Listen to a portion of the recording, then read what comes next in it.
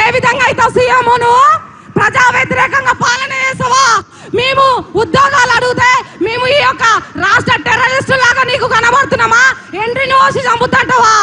ఎండ్రిని OC చంపడికే నిన్ను కుర్చీలో కూర్చోబెట్టినావా? నీ బాధ్యత కాదా? మేము అడిగిన ఉద్యోగాలు వేయని కానీ కూడా మేము అడుగుతున్నాం.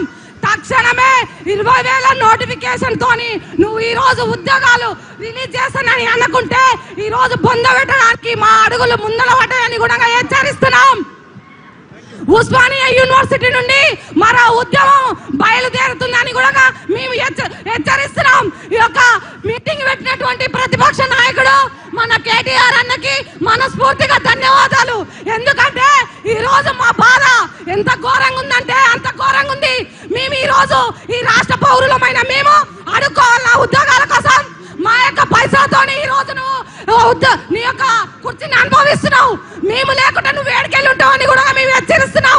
ఉస్మానియా యూనివర్సిటీ నుండి నిన్ను దించడానికి ఈ రోజు సిద్ధమైనమని కూడా హెచ్చరిస్తున్నావు.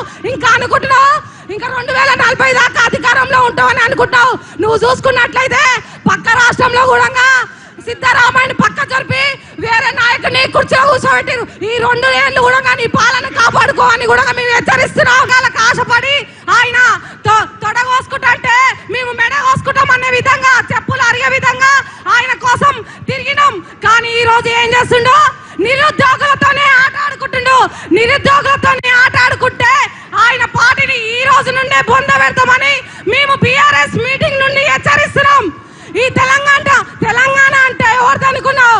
రేవంత్ రెడ్డి నువ్వు ఒక పాలమూరు బిడ్డ వెనుకబడ్డ జిల్లా నుండి వచ్చినావు. మా నిరుద్యోగ సమస్యలను అర్థం చేసుకొని ఈ రోజు రాష్ట్రాన్ని పరిపాలిస్తామని మేము అనుకుంటే ఈ రోజు మాతోనే చెలగట మాడతావా? ఖబర్దార్ రేవంత్ రెడ్డి అని కూడా మేము హెచ్చరిస్తున్నాం. అదే విధంగా చూసుకున్నట్లయితే ఆయన 2040 దాకా సీఎం అయితే అంటాడు. ఏ విధంగా అయితే సీఎంను ప్రజా వ్యతిరేకంగా పాలన చేసావా? మేము ఉద్యోగాలు అడిగితే మేము ఈ యొక్క రాష్ట్ర టెర్రరిస్టు లాగా నీకు కనబడుతున్నామా? ఎండ్రిని ఓసి చంపుతుంటావా?